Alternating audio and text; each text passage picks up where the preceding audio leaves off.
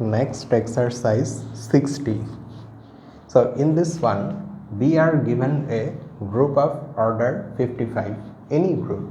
We have to prove that in any such group there is at least one element of order 5 and at least one element of order 11. Solution. We are going to consider two cases.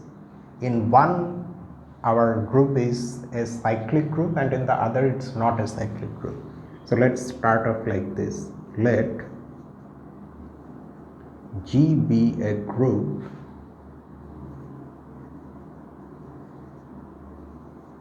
of order 55. So first we are going to consider the cyclic case. Suppose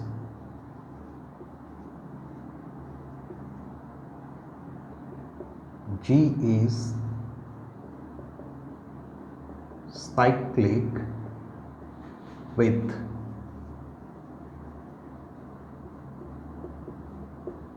generator A.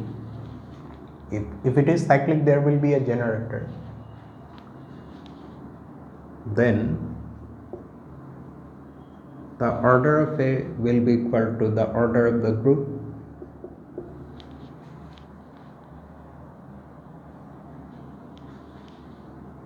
So, by a previous result, corollary 3.2, the order of A to the power 11, the order of the 11th power of A, which is also just like A, an element of G. We have a formula for calculating this because we know the order of A, and the formula is just this. This is equal to the order of A divided by the greatest common divisor of the order of A and this exponent 11. That means 55 divided by the GCD of 55 and 11. Because 11 divides 55, so the GCD is 11 itself. And this is 5. That means the 11th power of A is a group element whose order is 5. So one element of order 5 has been found. And similarly, the order of the 5th power of A, you can now realize that it's going to be 11, but still let's see the calculation.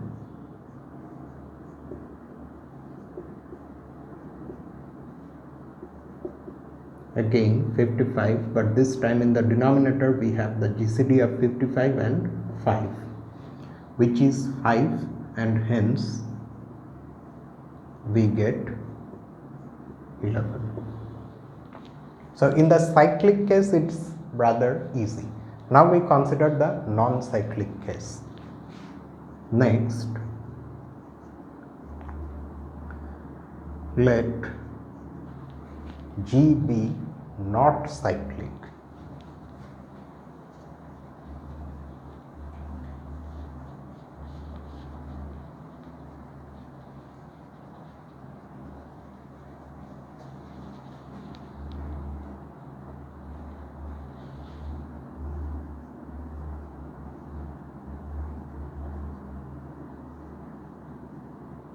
Not cyclic, then every non-identity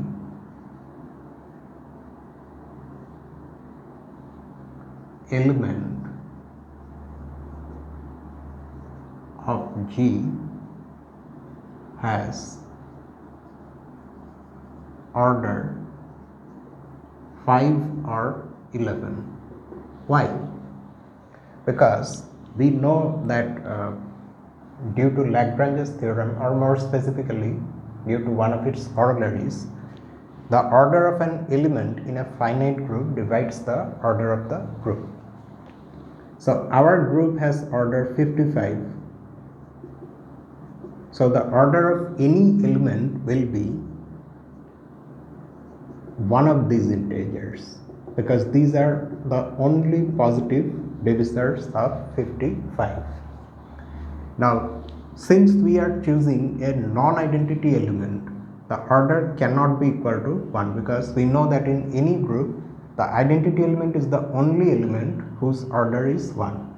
Also, because our group is non-cyclic, so no element can have order equal to the order of the group, since otherwise it will be a generator and the group will become cyclic, contrary to our supposition. So that's why the order is either 5 or 11. That's what we have written. Okay, now we seek an element of order 5 and an element of order 11, both types of elements. However, what happens if, say, you suppose that there are only elements of order 5 besides the identity? Then something should go wrong. Let's see. Now, suppose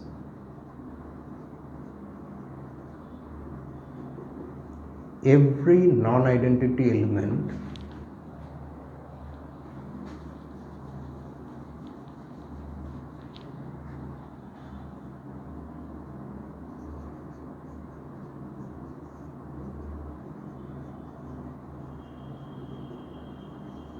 of G has order 5. Okay, now we are trying to arrive at a contradiction from this supposition. Now choose an element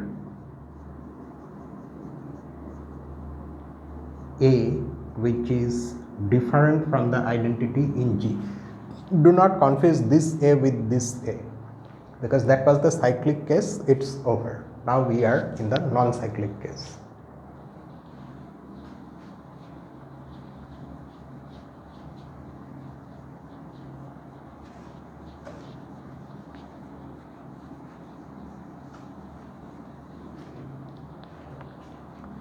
In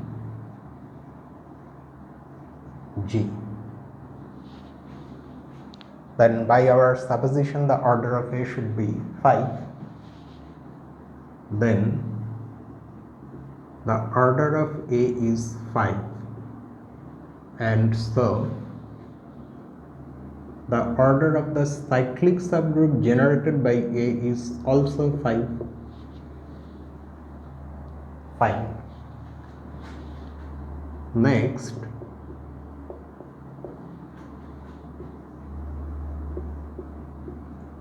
choose an element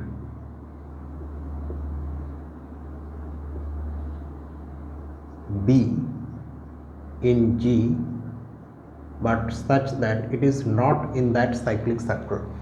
B can of course make such choice. In fact, there will be many such choices. That's because G has 55 elements, whereas this subgroup has only 5 elements. Then, according to our supposition, again B will have order 5.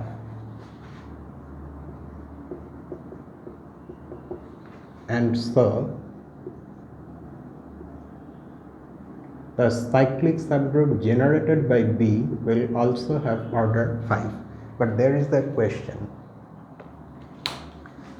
B is an element in this. How do we know that B is non-identity? Just like here A is non-identity, because we have supposed that only those type of elements have order 5. B being non-identity comes from the choice itself. You see, B is in G, but B is not in this cyclic subgroup, and the cyclic subgroup must have the identity element in it, inside of it. So B cannot possibly be equal to that identity. That is why we can write these things. Okay. Now, now we concentrate on the intersection of these two subgroups. We know that the intersection of any two groups, any two subgroups in a group is again a subgroup. So this is also a subgroup. Specifically, this is a subgroup of this. Since this is a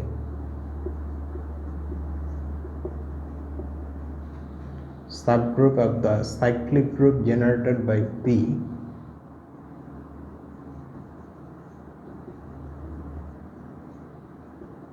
Lagrange's theorem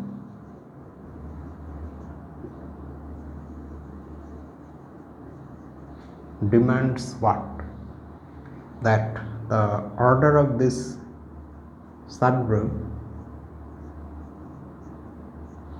should divide the order of the group B, which is 5, because 5 is a prime number, its positive divisors are only 1 and 5. So that order, that dividing order, can be either 1 or 5. These are the only two possibilities. So the order of this intersection is 1 or it is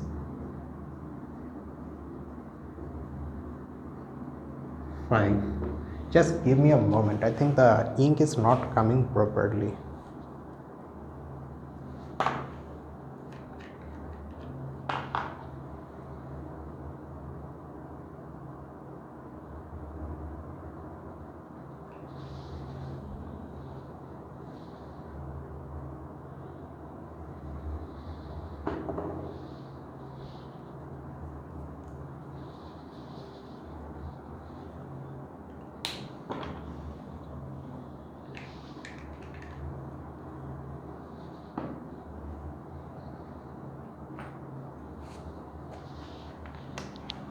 Okay,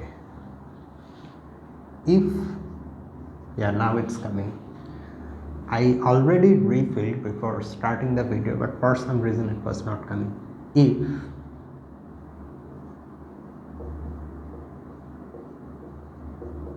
the order is 5, then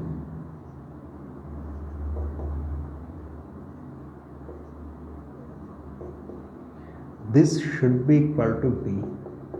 But why, how can we draw this conclusion from this thing, this condition?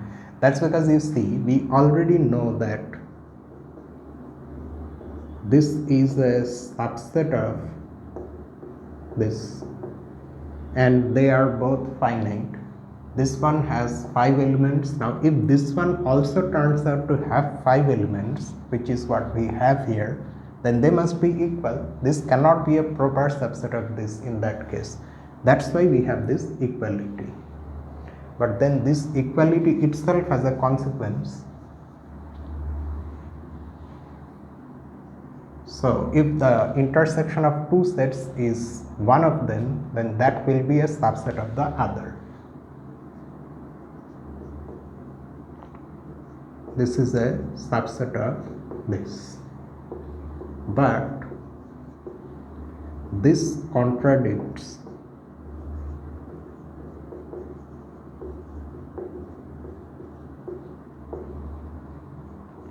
the choice of B, since according to our choice B cannot be here. However, this containment tells us that B must be here, and the reason that this contradiction is arising is because B belongs to this, and as such, according to this containment, B should be here, and that contradicts the actual choice of B. So we can't have this. That means the intersection should have only one element.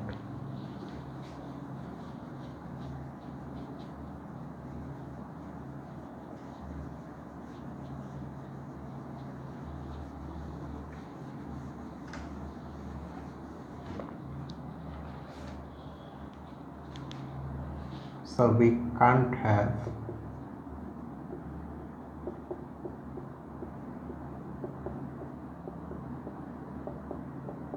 i.e.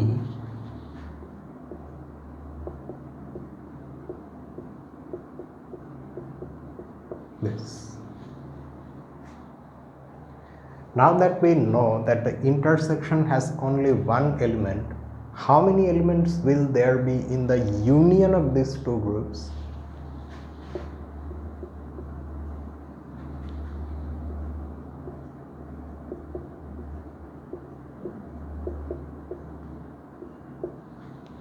It will be we already know the formula, that is 5 plus 5 minus 1. Sum of the cardinalities or the number of elements in these two sets minus the number of elements in their intersection. So there are 9 elements. Still we have so many elements outside of this union also in G. So next,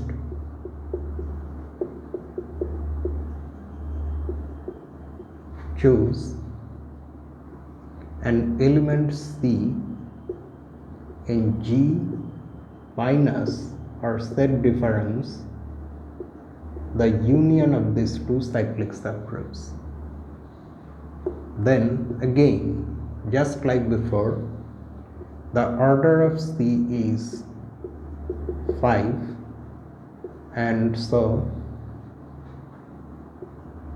the order of the cyclic subgroup generated by C is also 5. So just like above,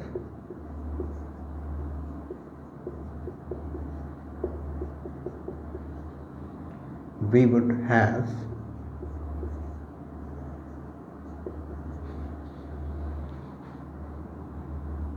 the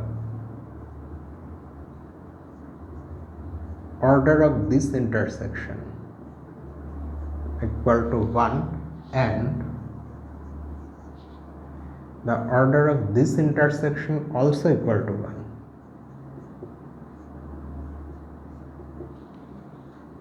Why? Because C neither belongs to this cyclic subgroup nor to this cyclic subgroup. So all these arguments can be done in these two cases also. So repeating them, we get to this. So now how many elements are there in the union of these three cyclic subgroups?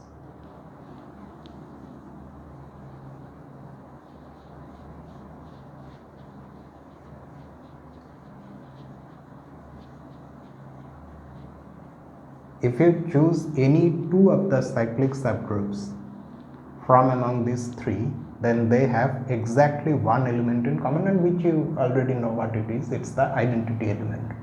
Everything else is totally separate and they only belong to, there is only one common element to this as well as this.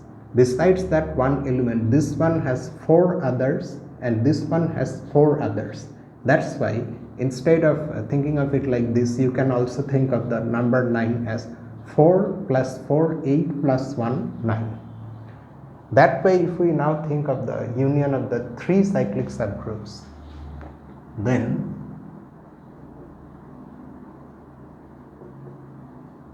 we get the number of elements to be this. So now we will have exactly one element common to any two of them, and also as a result common to all three of them, that is the identity. Everything else is totally should I say personal to these cyclic subgroups. So that means 3 times 4 plus 1, which is 13. Now if we continue like this, we are going to run out of elements, because there are only 55 elements, which is a finite number. But every time we do this process, every time we repeat this process, we ultimately end up having a number which looks like this. Okay, now thinking of this number not like this but like this one, what will you get? 2 times 4 plus 1. Here we have got 3 times 4 plus 1. Now, the moment we exhaust all the elements, that should, if in that process the number of cyclic subgroups involved is say k, some positive integer, then the total number we would get is 4k plus 1. So proceeding like this,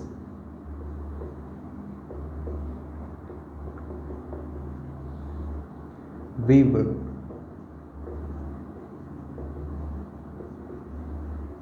eventually run out of elements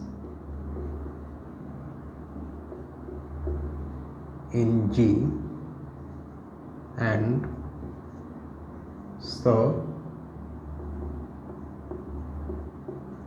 would not be able to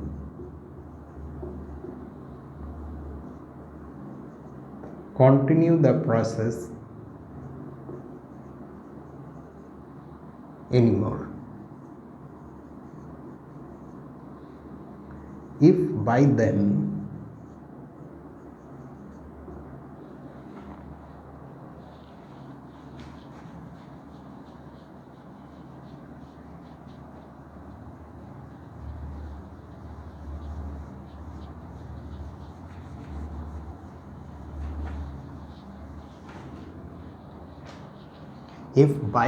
we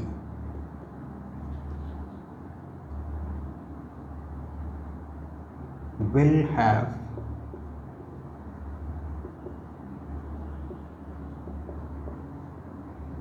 considered k cyclic subgroups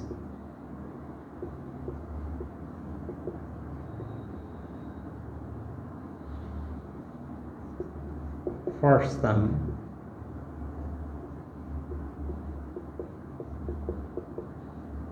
positive integer k, then 55, which is the order of G, should be precisely equal to 4k plus 1 due to the nature of those numbers. But this is not possible for any positive integer k. That is because 55 minus 1 is not divisible by 4. However, this is impossible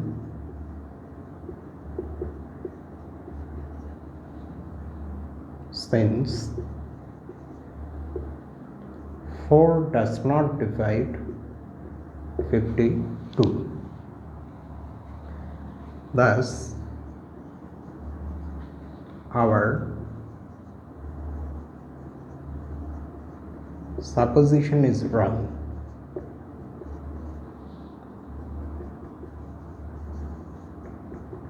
i.e.,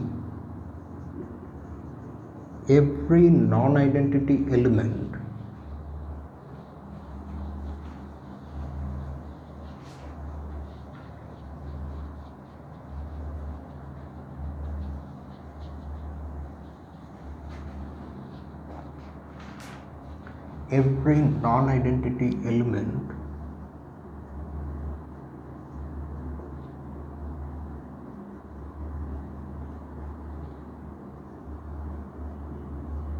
cannot have order 5. That means what? It means that there should be at least one non-identity element whose order is 11. But this by itself is not enough for us, because it does not rule out the possibility that maybe all non-identity elements actually have order 11, but then we do not have any non-identity element of order 5, but that also cannot happen. One can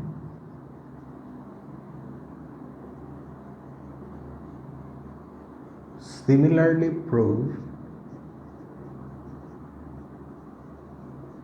that every non-identity element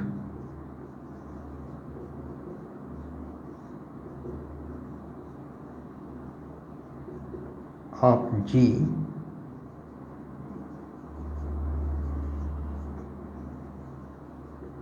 cannot have order 11 either,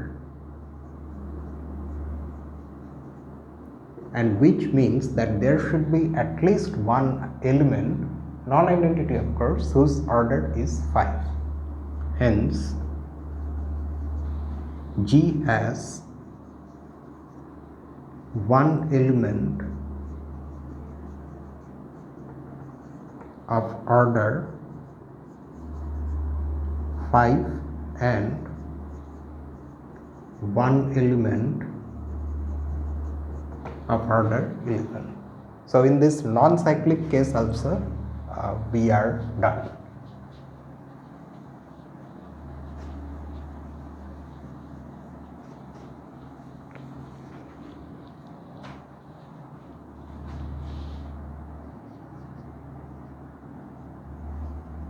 Of order 11. So that's just it. This completes the solution. Let's now see the next one.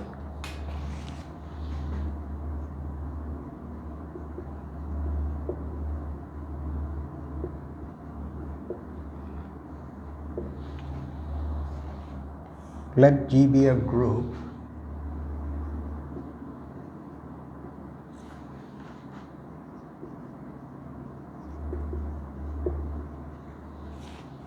with subgroups H and K.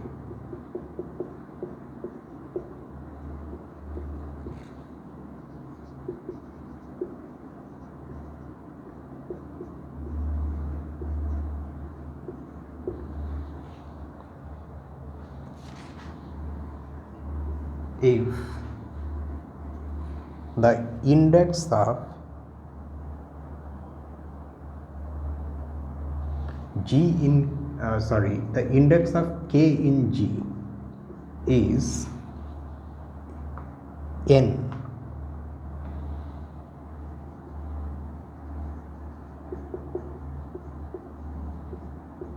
show that the index of H intersection K in H is less than or equal to n. So we are given a group G in which we are given two subgroups H and K, and it's given that the index of K in G is n. Then we have to prove that the index of H intersection K in H is at most n, less than or equal to n. Keep in mind that although this is a finite number, that is the index of K in G is n, but G and K themselves may not be finite groups. That is possible. For example, if you consider the group of integers under addition, and you consider in this group the subgroup of even integers, then both of these groups, both the group as well as the subgroup, are infinite. However, the index in this case is 2.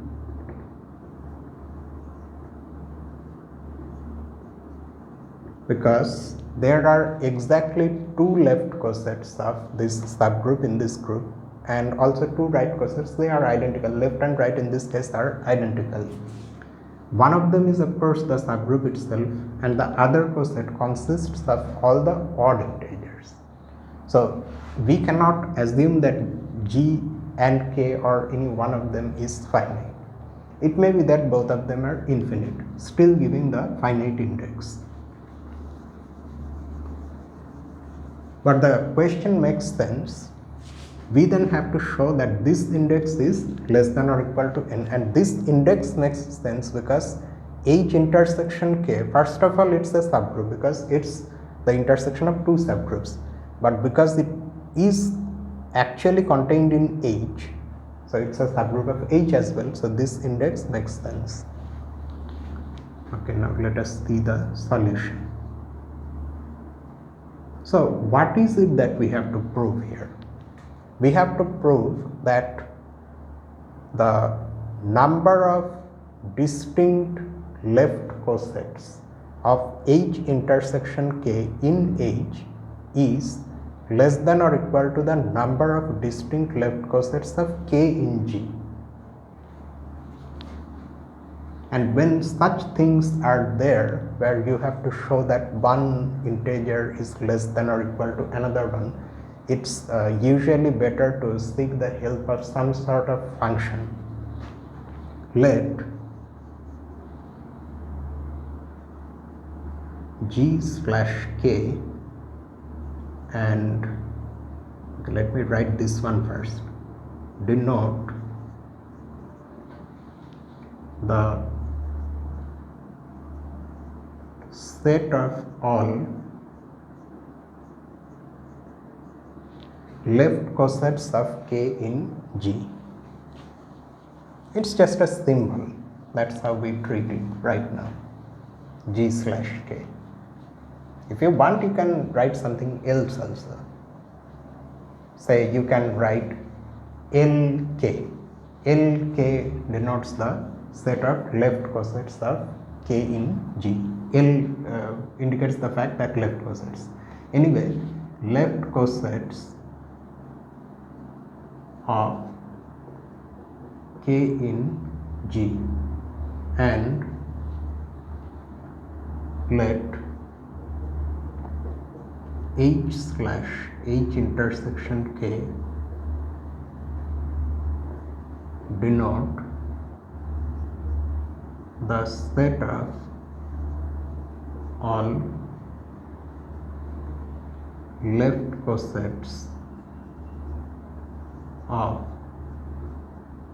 H intersection K in H.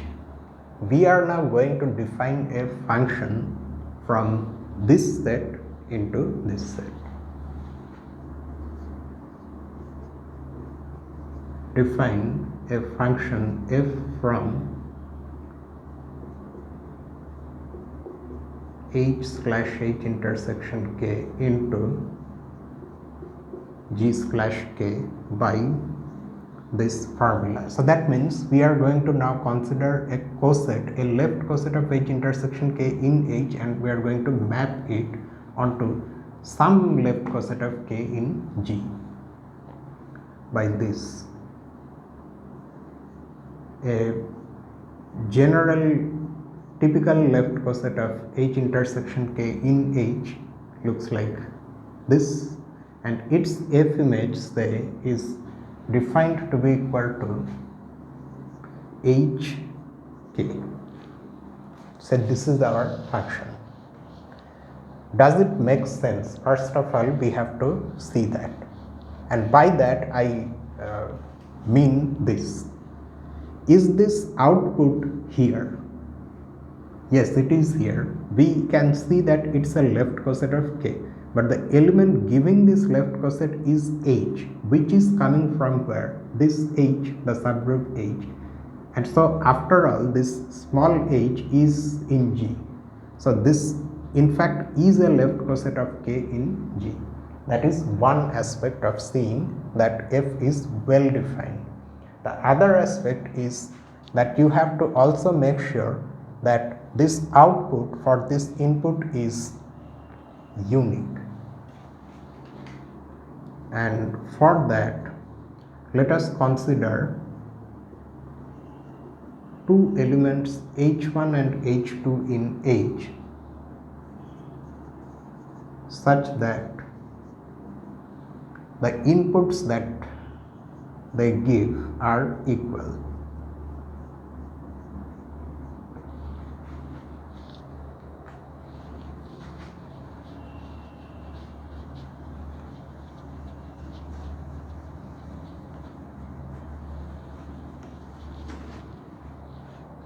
H1 H intersection K is equal to H2 H intersection K. we have to prove that in that case the corresponding outputs, that is h1k and h2k, are also equal. Here this is a non-trivial problem because a single coset may have more than one representation. This h1 and h2 need not be equal as elements, but something else should be true, and that something else is that this implies the element h1 h2 inverse should belong to this intersection, which is true. You can very easily see why. I am not going to show why. This implies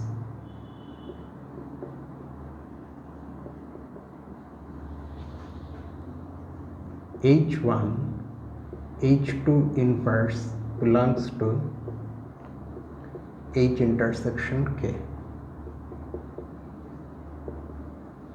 which in turn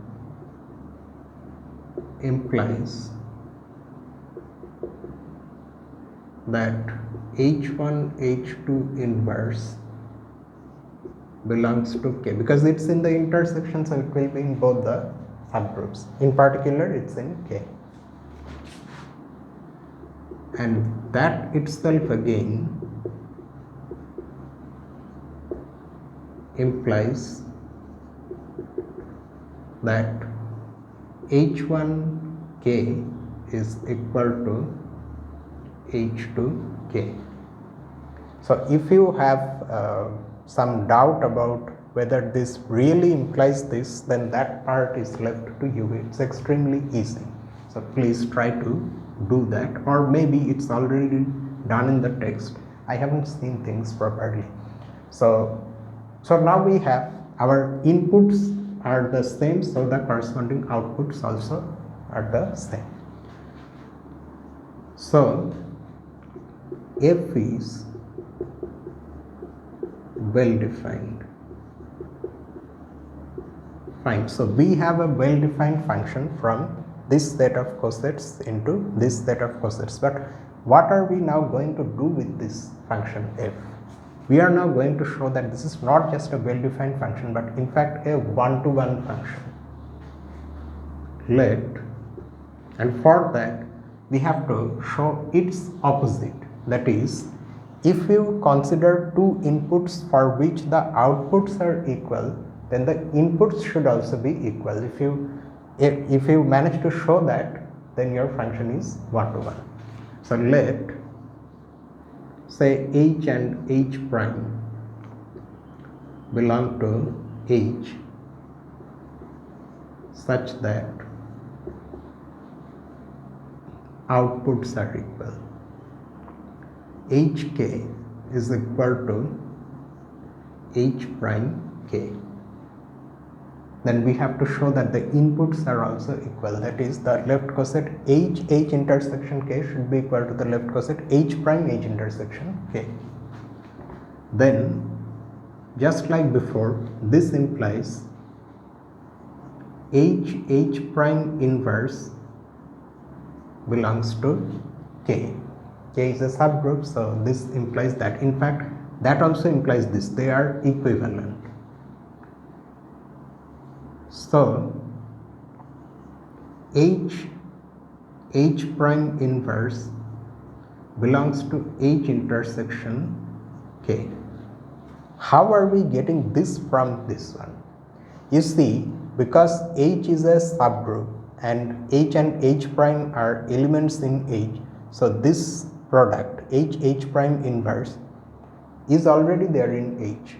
So combine that with the fact that it is also in k, so it should be in the intersection of h and k. So that's what we have written, and which implies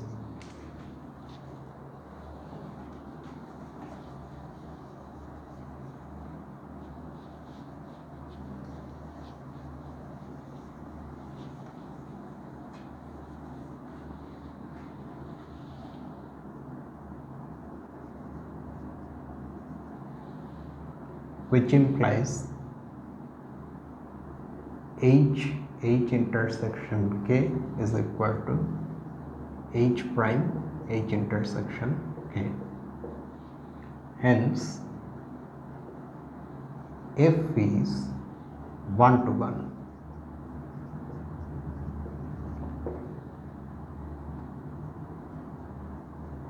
As a consequence, the index of H intersection K in H, which is nothing but the number of elements in this set, that is the domain of our function, f is less than or equal to the number of elements in this, which is the index of K in G, which is n. But how does one-to-oneness of f imply this? It should be clear, but still let me just give a quick explanation.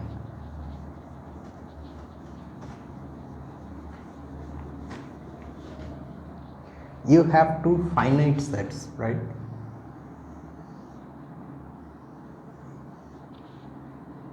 One of them is this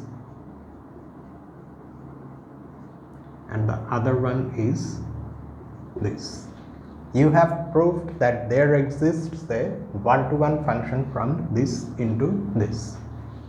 So that means there are some finitely many elements here and they are getting mapped onto some elements in the second set in a manner such that there is no collapse. By no collapse, I mean that there will be as many outputs in this set as many inputs you have here, and still there may be something extra also, or may not be. In any case, the number of elements in this set is less than or equal to the number of elements in this set, which can never happen. I mean, such a one-to-one function can never exist if we have less elements here, because then in order to have output for everything there should be some collapses. So one-to-oneness will be violated. So that is why this number is less than or equal to this number. So that's how we have our solution. And let me end things here itself. There is of course one more exercise in this set of exercises, but we are going to solve that in the next Lee update along with further exercise solutions. And so that will be all for tonight, and tomorrow like before we are going to go through analysis. So that's just it. So see you tomorrow with analysis. Until then, this is me, Lucifer, from A Mathematical Room. Have a nice night.